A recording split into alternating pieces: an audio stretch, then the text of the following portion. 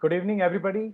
My name is Anish Andheria, um, and my responsibility today is to introduce my friend Shivang Mehta, who is going to, in a way, entertain us with some lovely photos of wildlife that have been taken after sundown, and who is an accomplished photographer and photo guide. He has been associated with wildlife related activities for the last 16 years. He's associated with his organization Nature Wanderers for the last 13 years, and he spent many hours, days, and months in the field guiding, observing, photographing, and also trying to understand natural history, behavior of animals uh, that are nocturnal. He has done extensive amount of photo work in India, especially in Corbett. Corbett is his alma mater. That's where he's honed in his skills. That's where he became a bird watcher. That's where he fell in love with nature. But he has done specifically night photography in Bera, currently working in Eastern Himalayas. Uh, and he's also worked on small carnivores in the Satpura landscape. But his repertoire doesn't end there. He's also done a lot of night photography in Africa and Borneo. Borneo happens to be one of his favorite places when it comes to trips in terms of taking photos in the night because of the biodiversity there.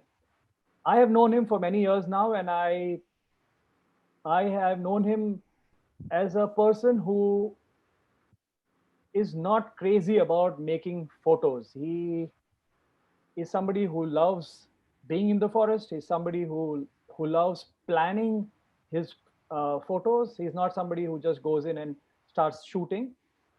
Um, he is definitely in deep love with nature, and photography is his way of expressing that love for nature. Uh, he loves to take artistic photos, but also through night photography, he's documenting some extremely rare natural history, behavior, and also nocturnal species. So I'm sure by the time he hangs his boot, he will have a very, very impressive documentation. And because he's also an author and he's come up with some several award-winning books, I'm sure all of this work will find a mention in many books that are in the annual. And I wish him all the best for this exploration, because most of us, spend a lot of time in the forest, but mostly in the day. Hardly we know anything about species that are active in the night. We also don't know about species that we see in the day as to what those species do in the night. And so, uh, the topic of this talk is extremely important, and I'm sure it will go a long way in encouraging the audience and whoever watches this to try their hands. And it's not as difficult as it sounds. Maybe about 10, 12 years ago, I would say it would be extremely difficult to go and do these things. But now, because there are experts like him in India, uh, and the gadgets have also become extremely good, wildlife can be accessed not only in the deepest jungles of India, but also around your cities. And therefore, night photography has a huge scope. So, with this, I would invite Shivang to take us through some of the most fascinating images and experiences that he has had in the wild. Over to you, Shivang. Thank you, Anish, for the warm introduction, and thank you, Nikhil and the Daily Bird Group for having me here and talk about this topic of night photography. Just taking on from what Anish just said, that whenever I discuss about this field of work which I do, uh, I can actually feel that somewhere people find it very complicated, and people think that this is a very difficult thing to do. Trust me, it is more to uh, uh, do with your skill and technique, and which can be learned with practice over a period of time. And if you have a kind of an open mind towards it, uh, you can really do some wonderful work after dark. So before I move further and start talking about some of my experiences of working after dark, it's very important to understand, because this is a question that people keep on asking me, that why is the need to work uh, after the sun has gone down? I mean, that's a time when you can just enjoy your drinks and you can just retire for the day after a hectic field day, uh, in any field location. So, in my opinion, there are two reasons. One is, of course, there are certain species which are always active after dark. And for recording their behavior, for documenting them, you need to prepare yourself, uh, you know, from that point of view, whether it is in the form of technology or, stepping in the field after dark and trying to find those species. The second is uh, everything to do with perspectives.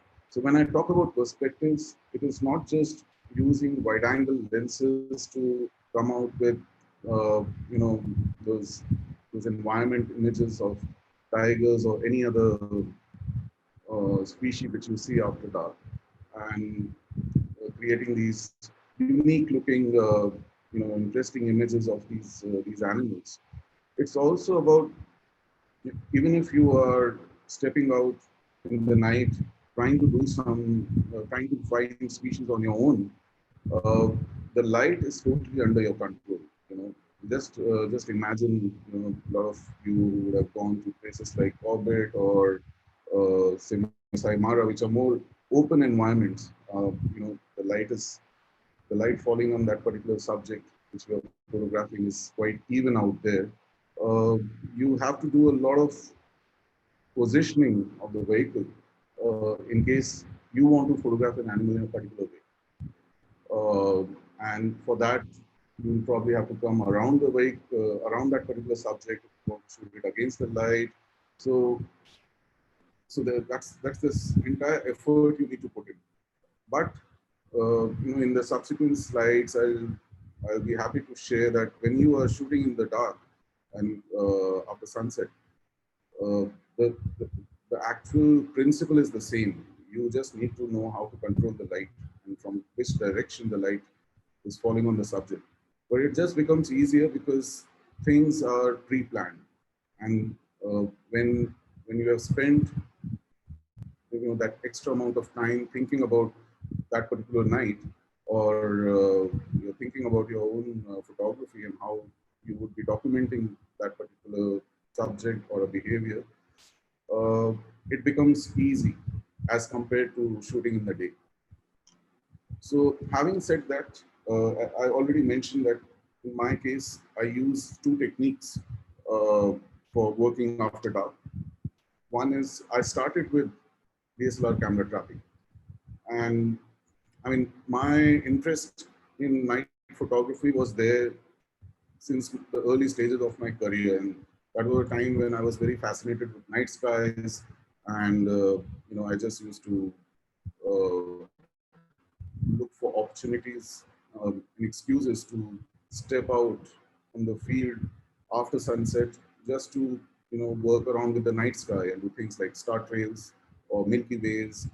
But um, in 2016, I actually had a bit of an aversion to DSLR camera trapping. I was amongst those people who believe that till the time you are there, experiencing that moment, what is the point and logic of just deploying a camera trap and you just wait for things to happen?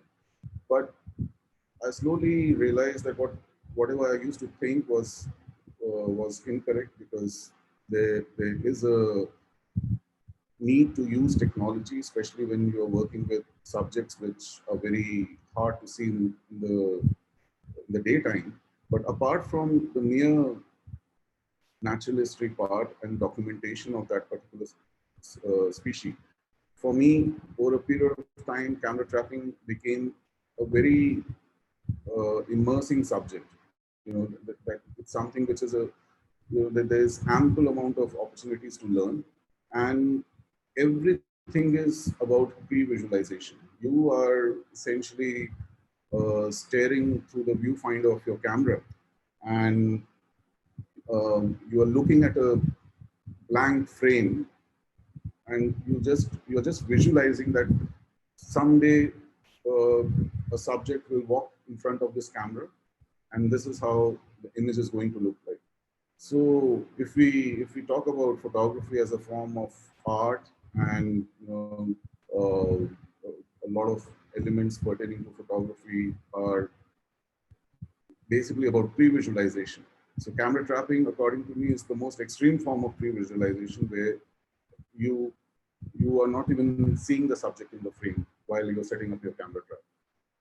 So in 2016, I got the opportunity to work with the Forest Department of Uttar Pradesh and the government of Uttar Pradesh. And they wanted to come out with a portfolio of work uh, for, for the promotion of Durbar National Park. And one of the key species which was supposed to be targeted out there was the fishing cat. And so that was the first time I decided to employ DSLR camera trapping as a technology in that project duration. And since we had got permissions to work inside the national park, things always become very easy because there's hardly any human disturbance even during the daytime. So, apart from nighttime documentation, there's always high probability of getting some daytime images, and that's what happened during the project as well. But I'm just showcasing some of these images, and that was a period of time where, since I was also very new to this form of photography, I didn't make a big investment in terms of equipments. So essentially, I was just working with a two camera setup, and you know, I just chose this piece of this particular track. It was a tourist track, but when we are setting up camera traps, we are always looking for some kind of clues and for any kind of wildlife activity happening in those particular areas. So I found some fishing cat tracks as well as tiger tracks. So for me, it was an obvious thing to just use this particular 1 mile of road for setting up camera traps. And I was quite amazed that at the end of that 25-day project, there was so much of wildlife activity happening on that just one small trail, where it started with a couple of fishing cats. Then, you see the frame is the same. A leopard decided to walk past the frame. Uh, this particular fishing cat, it's actually the same track. And, for me, uh, because of my fascination for night skies, this was also a kind of opportunity to merge the movement of and documentation of wildlife, keeping the night sky in the focus, where wherever there's wherever we have those kind of opportunities and moments. Porcupines, if you just compare it to the previous images, you can see those two trees behind. So there was a hell lot of activity. I mean, I'm just showcasing just a few of the images we got during that project, but there were singular fishing cats walking during the daytime, in the nighttime, and it was quite fascinating to see that, you know, subjects which you are not able to see properly and which you are not able to document properly, be it in the night. I mean, in case of a fishing cat during that time, I don't think even if I was there on a vehicle trying to find a fishing cat in the night, it would have been possible. So it was purely possible because of the use of technology. The second stage of my endeavor into the nocturnal world, it started with a trip which I made to Namibia. and it was a 2 weeks uh, expedition where we were covering different aspects of Namibia, right from Sossus Play, uh, and the trip actually concluded at a place called Etosha National Park, and there, you know, right across, right across my room where I was staying, there was a beautiful water hole which was floodlit.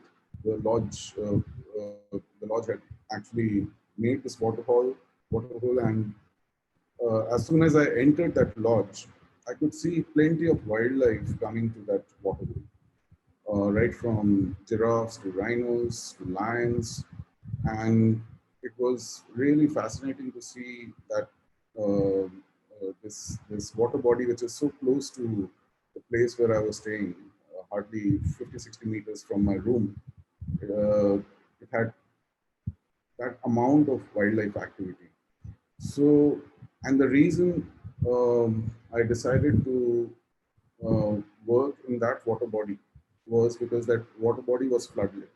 And whenever you are shooting in the dark, and if it is a direct sighting, you're seeing something in front of you, it's always useful to have some kind of a light source which is illuminating the subject.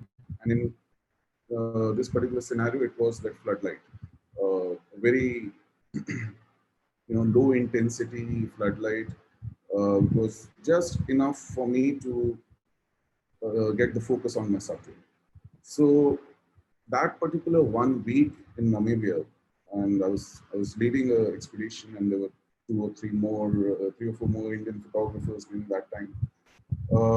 That was actually a turning point because probably those were some of my longest field working hours. I used to go for a morning safari, a normal evening safari, and after dinner, we used to sit at that water hole and wait for subjects to arrive right up till 2 o'clock right up till 6 o'clock in the morning.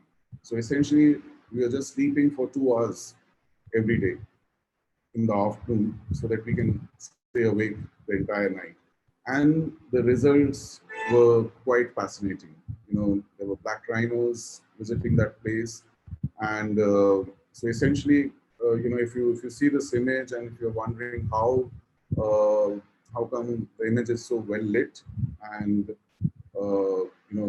the direction of the light is also very peculiar, it's because this has been shot with a long lens, but around 50 meters away from the lens,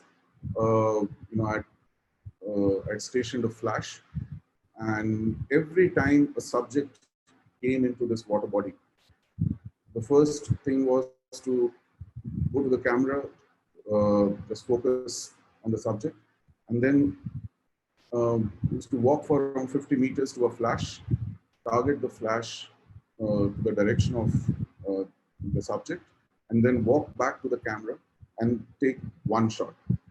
Uh, it's so it's important to realize and know that when you are doing flash photography, when you're using flashes, whether it is a camera trap or shooting images like these, you can't fire a burst of shots because one, you just end up spooking the animal, and secondly, the flash also takes its own sweet time to recycle. So you need to ensure that your first shot or the second shot should be perfect, because I don't think after that you will even get the opportunity.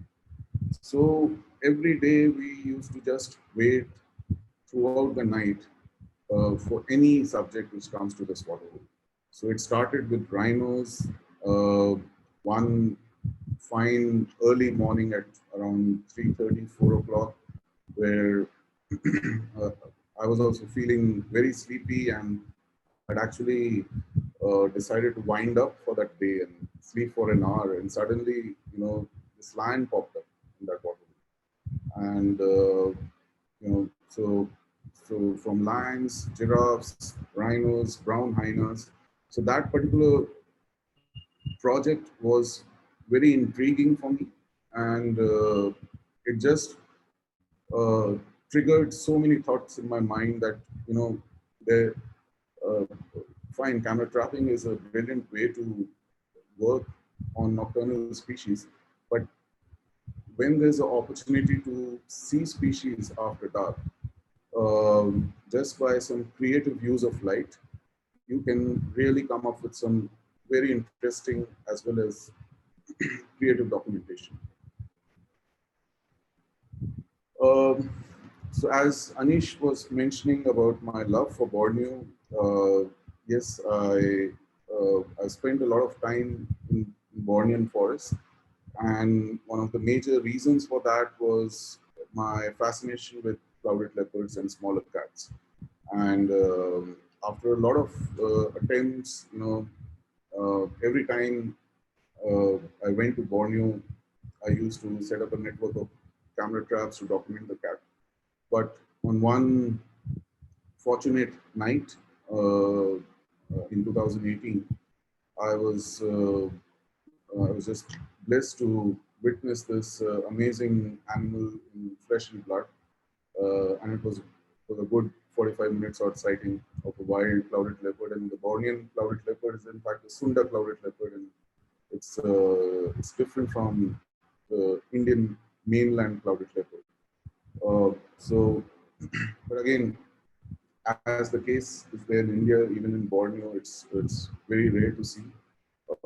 But because of the learnings and experiences I had in Africa, it was very, you know, um, I was very confident of making some key moves and strategies while taking these images. And this entire series and sequence of clouded leopard images that we got. Uh, because in the night, when we saw this clouded leopard, it was just sleeping on this particular log. And for the initial few minutes, we were having a discussion whether it's a clouded leopard or it's a marble cat. I mean, I had never seen a clouded leopard in the wild apart from uh, going to Sipai Jala, especially in Tripura, while I was working on the leaf monkey. So I especially went to the zoo just to see a clouded leopard that, you know, someday if I encounter it in the wild, I should be able to recognize the size and, um, you know, I mean, because I always thought that if there's a direct sighting, it will only be a fleeting glimpse. So, but despite of that, when I saw the cat, I had this confusion in my mind, and then finally I got a kind of a scolding from my guide and the researchers I was working with, and we just started shooting the clouded leopard.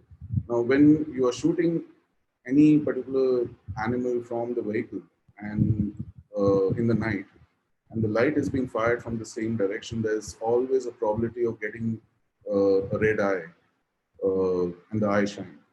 So, and this was a wild clouded leopard. Probably, you know, I knew that this may be the first and the last time I may be seeing this species. And you know, this kind of a sighting. I mean, maybe you know, I get to see another clouded leopard, but I am not sure whether the quality of the sighting would be as good. So, so I instantly made those decisions of stepping out of the vehicle. In Borneo, there's no, we don't have any kind of restrictions when it comes to getting out of the vehicle. So I stepped out of the vehicle. I went into the bushes, and all I was looking for was a directional light, so that when the leopard decides to get up finally, which it did after around 40 minutes, uh, the light should be perfect, and you know, it should just be illuminating part of the leopard. And the most important thing is avoiding that red eye. So with that, you know, I was neatly positioned for and waiting for this cat to get up, and that's how, you know, this interesting series of images came out of a wild clouded leopard. So in case you guys want to know and read more about some of the experiences in the nocturnal world, I've actually captured a lot of these learnings in my book called Chasing Horizons. It's available on Amazon, and you know, you will find these images and a lot of more interesting images from Africa and from a lot of places in India as well. So, having worked in Africa, I always wanted to come back to India and incorporate all those learnings with Indian wildlife.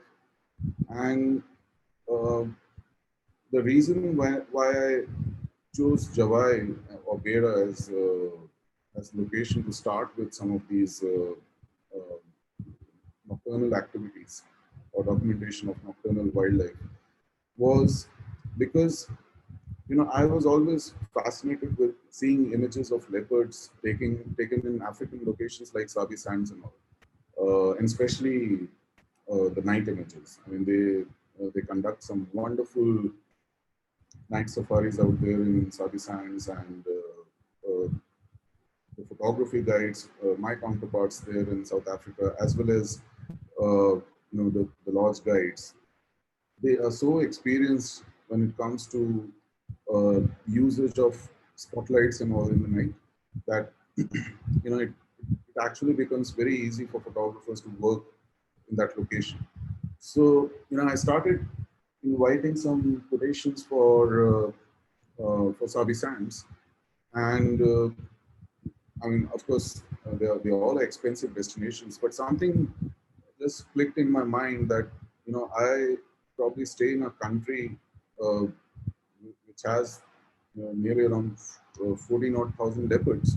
So why should I go to Africa to document these leopards in the night? I mean, if there is an opportunity to do it in India, so why can't we develop a kind of a methodology to work in the night in India with leopards? And because Beira was a location where, I won't say night safari, but you could actually extend your field stay in the evening after sunset for half an hour or so, and that's when the leopards are very active out there. So I just thought that okay, let's start experimenting with Beira, and if we can figure out if a portfolio of night images of leopards can be created in that landscape. So with that endeavor, I went to Beira for the first time. Um, I mean, I'd been to Beira earlier, but for shooting leopards and other wildlife in the daytime. But from a nocturnal, with a nocturnal objective, I went to Beira for the first time in 2017, and that's when I collaborated with my friend out there, Shatrunjay, who runs a lodge, and together we formulated a strategy on how to work on leopards in the night without using spotlights. So, because as per the rules and regulations in India, uh, usage of spotlights is it is not allowed. So we decided to use the headlights of the vehicle, and uh, in order to work around my issues, which I talked about pertaining to the eye shine, and while working in the night, I'm so much in favor of using directional light. We decided to go to the field every day with two vehicles. So, so in one vehicle, I used to be there in one vehicle, and he used to be there in the other vehicle, and we were in constant communication on where the vehicle should be placed, so that the the subject is getting a light from a particular angle which is suitable for that shot. So we just started experimenting a lot. I mean, this is a leopard which at around nearly around 6:30 in the evening, right after sunset, it came down from the hill and it was going towards the villages. And we immediately positioned the vehicle in a way that my vehicle was standing on one side of the leopard, the other vehicle was standing on the other side of the leopard. And as soon as the leopard started crossing the track to go to the village, uh, I sent an instruction to fire the light from the opposite vehicle. And the light in my vehicle, the headlight in my vehicle was completely turned off. So that's that's how you basically have to keep on experimenting with the light in order to create some different interesting perspectives. So that's uh, so I really like this particular moment where a leopard is using the cover of darkness to just go inside a village and looking for its uh, prey, which is normally goats and dogs in case of bear. So this is again just evening shot. This leopard was sitting. It had just come out of its cave, and right after sunset, we again decided to use the headlights of the vehicle in a different kind of a fashion, where the vehicles were placed closely to each other, and um, you know, I asked the other vehicle to fire the light so that just the leopard is illuminated.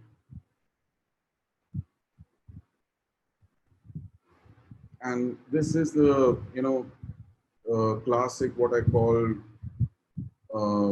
formation where you are there in front of the subject, and the place from where the light is being fired is completely on a 90-degree angle.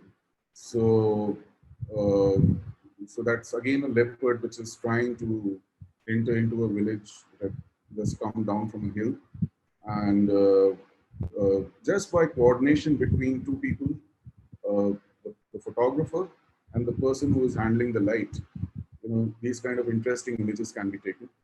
Of course, the easier thing would have been to use flash in these circumstances, like what I did in Namibia. But the only difference in working in Indian forests and in African forest is that, as I said, that particular water body in Namibia was floodlit, and that faint amount of light which the subject was receiving was good enough for for a photographer to focus on that particular subject. When you are shooting in pitch darkness, or right after sunset, where there's hardly any light to focus, you would need some kind of a permanent light. In this case, it's the headlight of the Gypsy in order to focus. Uh, Otherwise, uh, the usage of flash would not be possible till the time the subject is getting a little bit of light. So again, I mean, my entire work in Beda, of course, this book which I did with Shatrunjay, it is not about night photography per se. It's about it's a story of this leopardess in Beda, which had four cups at that time, and the element of documentation in the night played a very crucial role in following that particular female, and observing the behavior of these leopards uh, right after sunset, and because that is the time when they were most active uh, throughout the daytime, or uh, throughout the evening. The leopards were mostly in the caves. So so this entire story has been compiled in this book, and in case you guys are interested, you can just uh, get a copy of this book to read the entire uh, work we have done in the Bera landscape.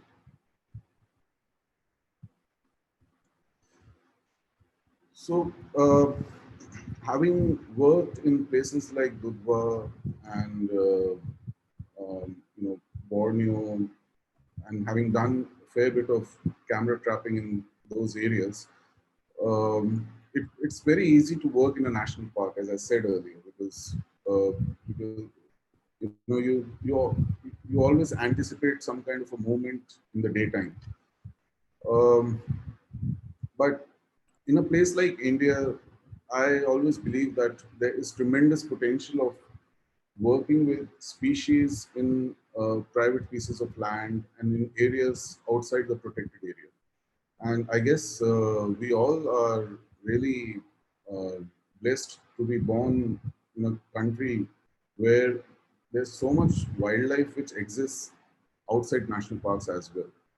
And, um, you know, with the objective of working with uh, communities as well as with private pieces of land outside the park, I started working in a lot of areas in India, and one of the locations which I targeted was in 2017 in the Eastern Himalayas. And so uh, these are areas which are very close to Singalila National Park, but outside the national park. And these are basically villages, and a lot of wildlife roams around in the night, um in, in, in the courtyards of people, in their houses, and in the narrow trails which are connecting these houses. So, uh, just by taking the help of all the locals and the community members out there, we started deploying camera traps in order to document wildlife of that region. And the results were very fascinating and interesting. So, right from this mass palm civet, that's the Himalayan palm civet that we got out there, to the black panther at that kind of altitude. So that's one of the few records of what you can say a Himalayan black panther. And it's just not one individual. Over a period of time, we have recorded and documented various individuals in that landscape, various individual black panthers.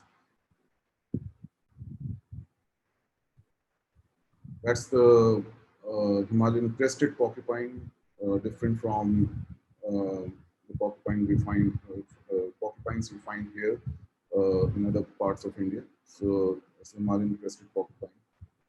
So every night in those areas, they are always very interesting and fascinating because you end up bumping into species on your camera traps, and uh, this entire activity is also has also been rewarding and enriching for me, that because when we show these images with the entire community members we are working with, the villagers, they are also so intrigued seeing all these species, because they for them when it comes to wildlife, they are only aware of certain species which they see during the daytime. For example, the leopard or the black panther, the sporadic sightings of the black panther. But over a period of time in today, if I go to this location, it's always so encouraging. I'm so happy to see that, even small kids staying in these villages, they now know what a porcupine is. There are 2 or 3 different kinds of civets in that area. What a large Indian civet is, that's a large Indian civet. You can actually see those are stairs kind of things which are leading to a house in that village. So, uh, the entire uh, community of locals out there, their awareness level pertaining to species present in their location, it has gone up so high, and that thing is now being transferred to the younger generation also. Because when we are normally setting up camera traps, we always in the morning when we go and check our traps at times, it's quite a tough location to work in, because as compared to a national park, you just set up your camera and your cameras can stay there for 4 5 days, 6 days, till the time the battery is lasting, and you just have to go and check the batteries. Here, because there's so much of human movement happening during the daytime, so we always have to go in the morning and disconnect the cameras, and then we go in the evening to, to connect the camera so that the camera can work in the night. So in the morning, when we go and disconnect the cameras, invariably, there are village kids and all who have posed nicely in front of the camera, and so um, so the entire community out there is quite well aware of what is happening and what is the benefit of that. And even in the local schools, when I've contributed some of these images and I've sent some images. So it's always a great feeling that people are getting to know about all the species which are available and seen in their particular area. So similarly, uh, if I talk about working in private pieces of land, uh, in the recent past, I've been associated with a lot of wildlife lodges who want to document wildlife coming inside the premises of their lodge, and they just want to create a body of work around that. And so that's a leopard which has been photographed on a camera trap inside the lodge in Satpura. So people who are aware of the geography of Satpura, there's a lodge called Renipani Jungle Lodge, and this leopard had entered inside that lodge. So while I was working in Satpura, trying to photograph some species in the lodge, there was one excellent project that we did once on the rusty spotted cat, which is the world's smallest cat. And I mean, we all go to the forest in search of big cats like tigers and leopards. So this was a 10-day project which I did to find the world's smallest cat in a large landscape. And it was so interesting to see that this particular female individual, which we documented at least thrice, 3 or 4 times in that period of 10 days. This particular cat, which weighs just over a kilogram and has a territory of hardly a couple of square kilometers, was sharing her area with big cats like tigers and leopards. So, but working with her, trying to find her every day. So this is not a camera trap image. It was a direct sighting, and just because of some prior experience of working in the night, again uh, using the experience of Bera, we went in with 2 vehicles every day. One vehicle was firing the light. The second vehicle was shooting. Shivang, can I come in for a bit? Yeah, sure. This is just to request the audience to send in your questions. Shivang will be very happy to answer those after his talk is over. I have already received a few questions, but if anybody wants to send in, this is the time to do so. Over to you, Shivang. Okay. So, I guess when it comes to camera trapping, a considerable amount of work which I've done has been in the Corbett landscape. And I mean, everything has been done in private pieces of land in the outskirts of Corbett. And since I mentioned that, of late, I have been helping lodges to come out with a documentation of wildlife present in their land and coming to their property. So this last year, I spent around 3 months in a very remote area in Corbett, uh, trying to compile some work for a lodge. I mean, it's a camp which is about to be started in the coming season. And again, I mean, every night was very interesting. There was so many interesting findings we had right from, you know, I mean, apart from creating some interesting images of routine subjects like spotted deers and all, coming to a water hole to elephants walking in the outskirts of that camp. Two big cats, like tigers. And when you are doing high-grade professional documentation, even things like matching stripe patterns and all, it becomes very easy. And over a period of 3 months, we were able to decipher that uh, there are these two male tigers, one female tiger visiting this particular area of the camp. And since we did have some kind of access to the tigers which were recorded on the forest department camera traps, so it was very easy for us to figure out that these are the tigers which are going to the national park as well. They are coming out, crossing the river, coming on this side, and and that this is the kind of a movement pattern. That's a small Indian civet, again found in the vicinity of that camp on a camera trap. So, I mean, this entire work, the name of this camp is called Jamun, and since I was hired for compiling the work for them in the form of a book. So that's the book which would be launched soon, and it's got a wonderful compilation of camera trap images as well as nocturnal images of wildlife which have visited that particular camp in the night.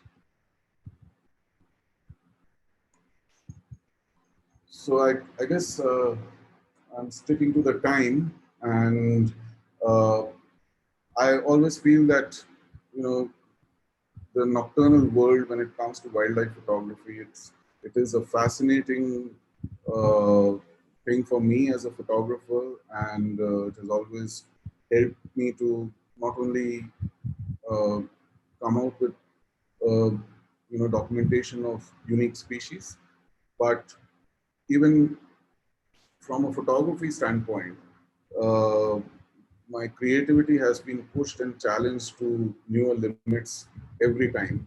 And uh, I can just say that every night I'm still learning. So I'm open to all questions now. Thank you, Shivang, for respecting time, and that gives us an opportunity to have a discussion with the audience. There are already some questions that have come in. Questions from Dipendra, Ishayu, Pradeep, Suneet, and Arti. So I will take them not in any order, but one after the other. Um, Sure. Most people would want to know what kind of flash or equipment um, you use or you recommend for night photography. I see that there were several images there that were actually taken from handheld cameras, because this talk today is of nocturnal wildlife and photography. But night camera trapping is one um part of this. And what is your recommendation in terms of flash and equipment? What is it that you use? And there is a equation, there is a question which is I will combine this question, and it's about accessories. So other than camera tripod, flash, what are the other accessories that one would need? And another question is, how do you set up these camera traps? So if you can show through a photo or a series of photos, or want to explain us through a schematic diagram, it will be good for people. Thanks. Okay, so I'll answer this question in two parts. So one is you know acquiring accessories and acquiring equipments for your direct sightings. I mean, if you're going for a night safari, or say tomorrow if you decide to go to Borneo, so what is the kind of stuff you need there? So there are a couple of things. When you're shooting in the night, it always becomes easier when you're using a 2.8 lens. So maybe a 300 2.8 or a 400 2.8, because you just get that that extra bit of stop, and those lenses perform brilliantly in low light. So, of course, if you guys are into birding and you normally have lenses like 500 f4 and 600s, I'm not saying that those lenses won't work. They are all great prime lenses, but if it is a 2.8, it will just give you an extra bit of advantage. The second thing you need is a transmitter and a receiver. So the transmitter goes on top of your camera, and the receiver is attached with your flash. And because of these two small gadgets, you can make your flash go off camera.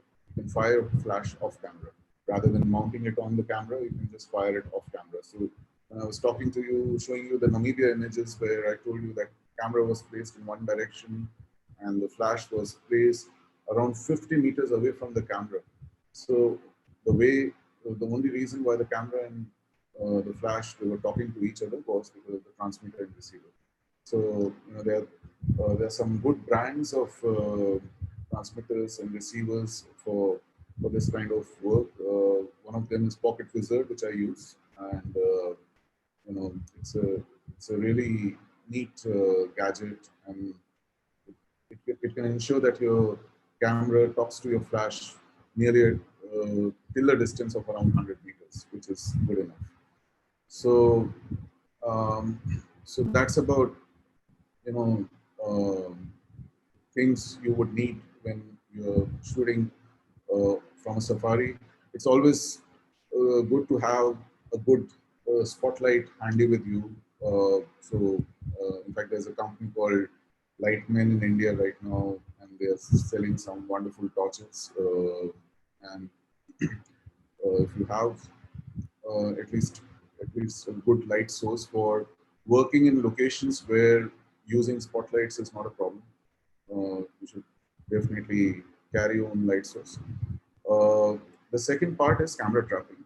So in camera trapping, you need a lot of more accessories. So apart from your camera and lens, and typically wide-angle lenses are used, you need to attach your camera to a motion sensor, and then again you'll need transmitters and receivers. Typically, you know, on most occasions on a camera trap, we need two flashes for one camera. So that means you need two receivers and one transmitter.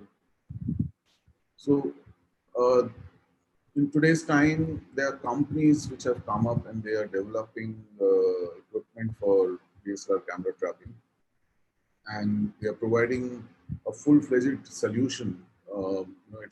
It's not like when I started working, there were a lot of things which we used to sit and design ourselves, but now there are companies like Camtraptions. You should definitely visit that website. It's a UK-based company, Camtraptions, run by renowned photographer Will Burrard Lucas.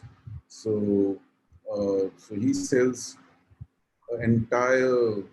I mean, it's like an online shop for camera trapping. You name it, from the housing to wires to everything. Everything is listed out there.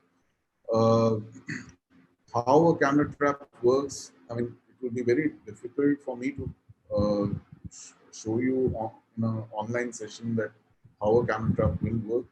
But in case anyone of you is interested in learning uh, about DSLR camera trapping, the best way to learn is on the field.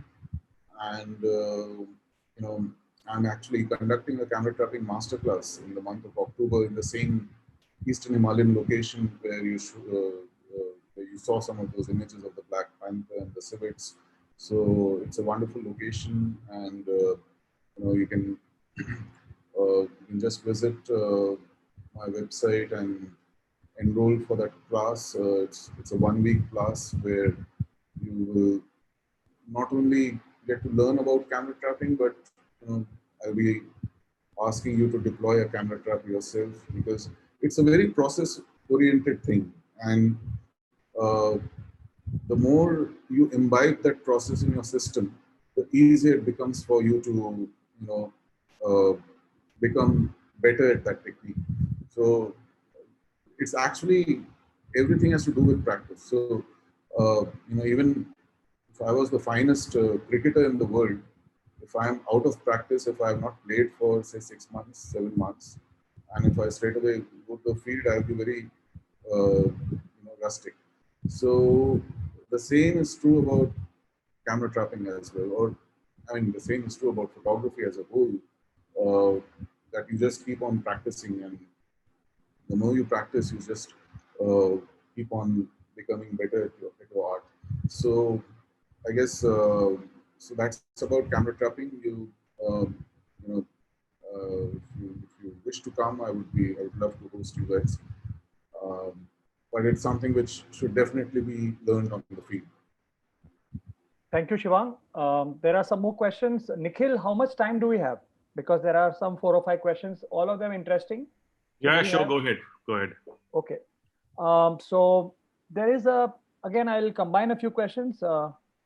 Shivang, keep the answers crisp. Sure. The questions are from JVD Murthy. He has asked 2 questions. One is on how much disturbance does night photography cause on wildlife, and have you lost any equipment to attacks from or to damage because of animals? And there is another question by him which says, are there any other different principles to shoot nocturnal birds, or is it the same? So 3 questions. Okay. So actually, Murthy Saab, I was expecting this question from someone because that's a very typical and peculiar question which everyone asks me about how disturbed wildlife is when you're shooting them in after dark. See, again, I'll divide it into 2 parts. One is about DSLR camera trapping, and the second is when you're shooting, when you're having a direct sighting and you're using things like spotlights or vehicle headlights. So I don't think wildlife gets disturbed when you are using a DSLR camera trap. You are using a flash, and the flash. If you just think about it, the light being fired from that flash is at 1/250th of a second. Okay. And I guess on 100% of the occasions where any kind of species has come in front of the flash, it has not been spooked. I mean, there have been occasions where, recently in Corbett, in that particular location, a leopard had made a cheetal kill, and I placed the camera on the cheetal kill that day. I located that kill, and I was expecting the leopard will come and maybe because it sees a camera out there, it will just pull the kill and we'll just get a couple of shots. The leopard, in fact, came that night, and my flashes ran out of the battery because the leopard sat there and ate a considerable part of that kill for at least 1 hour. And after around 60, 70 shots, and normally, when we are using these sensors, we are very careful about how wildlife is going to respond to a camera trap. So there are techniques of neatly pacing your shots. So every shot which the camera is going to take after the motion has been sensed will be taken after a gap of 4 seconds. So it's not like a 1DX firing at 10 frames per second. It's not flashes just firing all the way. So we pace those shots, and the leopard sat there. The camera took around 70 images, and then the flashes died down. So I don't think wildlife does ever get disturbed because of flashes. During a direct sighting, it's all about how carefully you use the spotlight. I mean, in case of there are actually different kinds of spotlights. I mean, if you're using a very harsh light, uh, then you will definitely spook the animal. But in some of the modern day spotlights, I guess the company which I'm using in that torch, there are various intensities of lights. So we know that um, how much of light has to be fired on that particular subject. And on a lot of occasions, we also use a red filter. Okay, so there's a red filter which just makes the light look red in color. And till the time the animal is not comfortable, we don't fire the normal shooting light. So there are ways to, study the animal behavior and then uh, use the light accordingly. And the third question about shooting nocturnal birds, I guess it's mostly most of the birds which I've worked with now are nightjars and owls and all. It's as I mean, as I would deal with any kind of a mammal. Uh, I would just work with a directional light or use, you know, I mean, even backlit birds and all look nice. So I don't see any kind of a special technique which I would do with the nocturnal. Thank you, Shivang. There is question from Aarti and also from Prakash. So I'm combining those two questions. Aarti is asking about the scope for developing night photography. So I'm assuming that it is about how what is the scope if somebody wants to do night photography. Um, and Prakash's question is more about natural history as to what are the clues that one must look for while setting up a camera. And I assume that this will be different for different species. So if you can take one example of a species to explain what are the kind of clues that one would look so that you set up the cameras at the right place. So I'll take the second question first. When it comes to clues, as you rightly said, Anish, it all depends on the species you are working with. But say if I just talk about the cat family, the big cat family, it's very similar to what you are doing in a normal safari, looking for pug marks, looking for scat, scrape marks, and just reading the mind of the animal and then strategically placing your camera trap. It's just that normally while you're working with camera traps, you are essentially working with wide angle lenses. So even the choice of the trail is very important, because if you set up a camera on a trail which is quite wide, then your subject will be very small in the frame, because it's a wide angle lens. So um, I mean, so if just imagine the main road of say Dikala. If anyone, all of you have been to Dikala, so it's just it's a very wide road, and that's also a trail which is being used by tigers and all.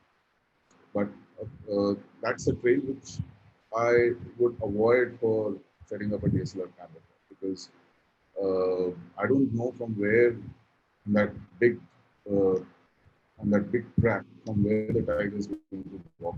So, narrower trails are easier to manage. Um, and um, the scope of night photography, I guess there is tremendous scope of night photography in India.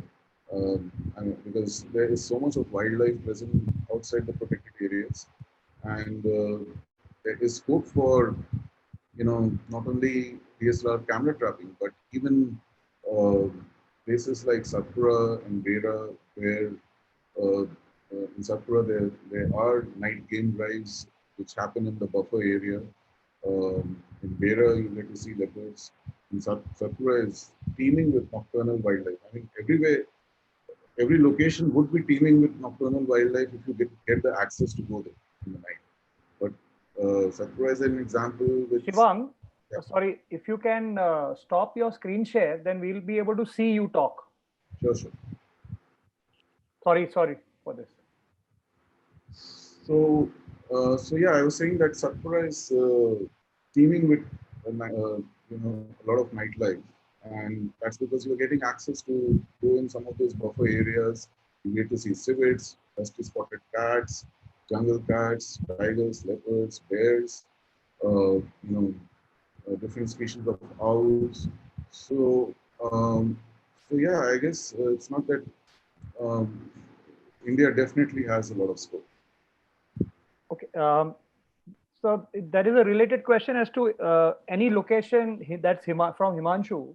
Are there locations in North India that you would recommend for people? Obviously, you spoke about areas around Corbett, but are there other areas as well where people can carry out night photography? Spoke about Beira as well, areas in the outskirts of Corbett. So, so yeah, in North India also, there are a couple of areas which are good to explore, and uh, you will end up getting some kind of uh, productive images from these locations as well. And there are just two more questions. One, I think you forgot to answer, is about losing camera traps to any Right. wildlife. That see, when it comes to losing cameras, there are two reasons why you may lose a camera. One is wildlife, and one is a human. So the human element you can't control because I mean you can control if you are careful about the location where you are working. It's a good private property, then you can be in control of your cameras. Or if you are working in village areas where you are working with the villagers, like I do in Eastern Himalayas. So even there, I don't have any kind of fear of losing cameras to humans.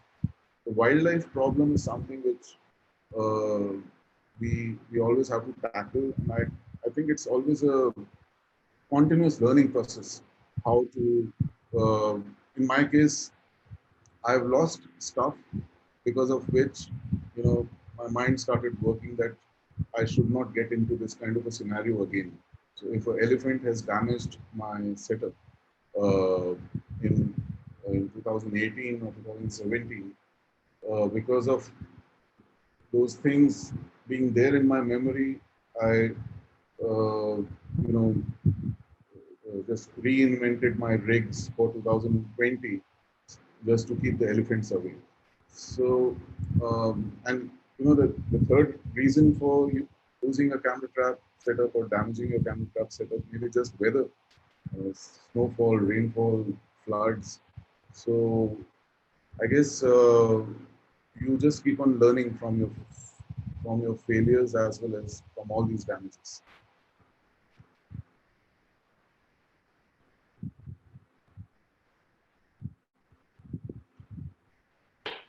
Hi, Anish, are you there?